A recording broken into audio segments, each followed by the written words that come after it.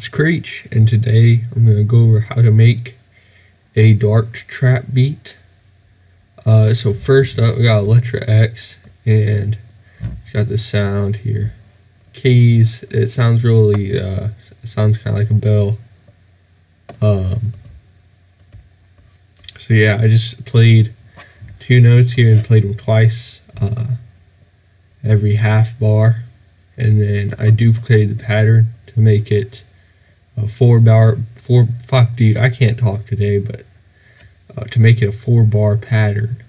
So we're going to play that.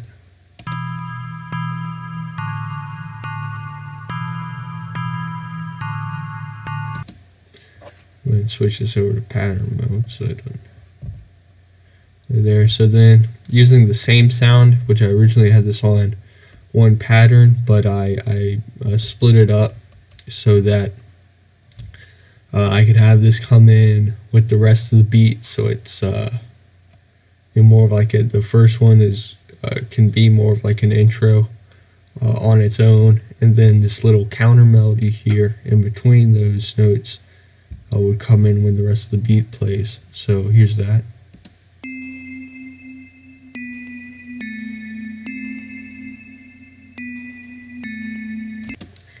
And that is also just a duplicated pattern. It's a 2-bar pattern, duplicated over 4 bars.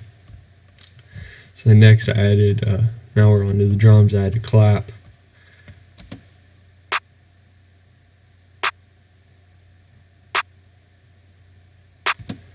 And I layered the clap with the snare to give it a little bit of a different sound.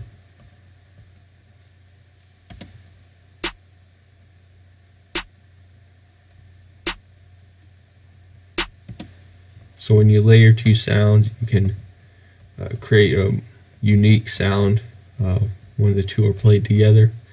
And then next, I added the kick.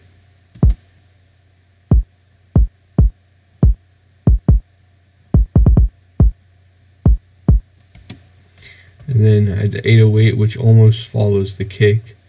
Basically, the kick stutters, I think, right here.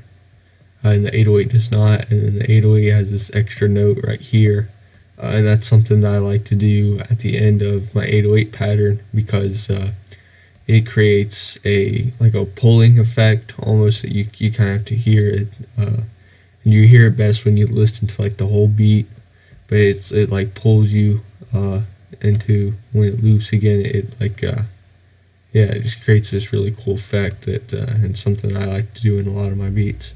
Here's the 808 pattern.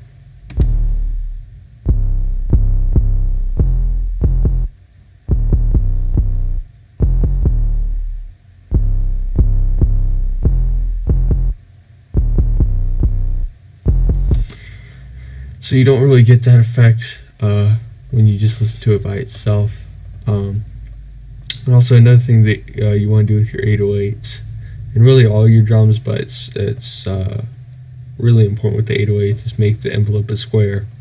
Basically just copy these things, turn everything down, and then the hold and sustain turn all the way up, and that way you can like play it without it overlapping, where you play it, and if you press another note before the 808 is done playing the whole sound, it will play them both at the same time, and it sounds retarded. So that way it'll play them separately, and it'll sound really clean.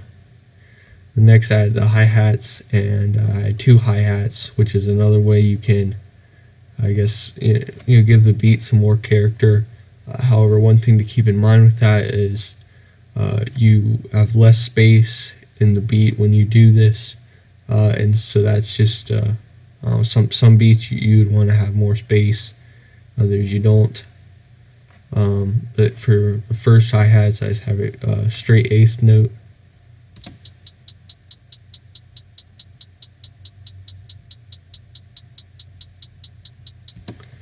And then the second hi-hats is just kind of like a random rolls. I have 16th, 32nd notes here and there, so here's that.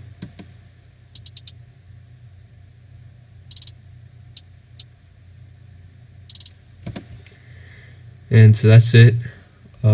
Check the effects real quick. Won't really remember exactly what I've done to it all. So I didn't do. I don't really like to do a whole lot of effects on my beats unless it really needs it. But did some basic mixing, turning things up and down. Put soft clipper on the kick. It makes it kind of hit harder. And had a really it kind of puts more emphasis on the higher frequencies of the kick. And then I EQ'd the very bottom end out of this 808, which basically it'll make the 808 more audible. However, it takes away a little bit of kind of the hit that it has. So it's just something that you want to make sure you're using in the right places.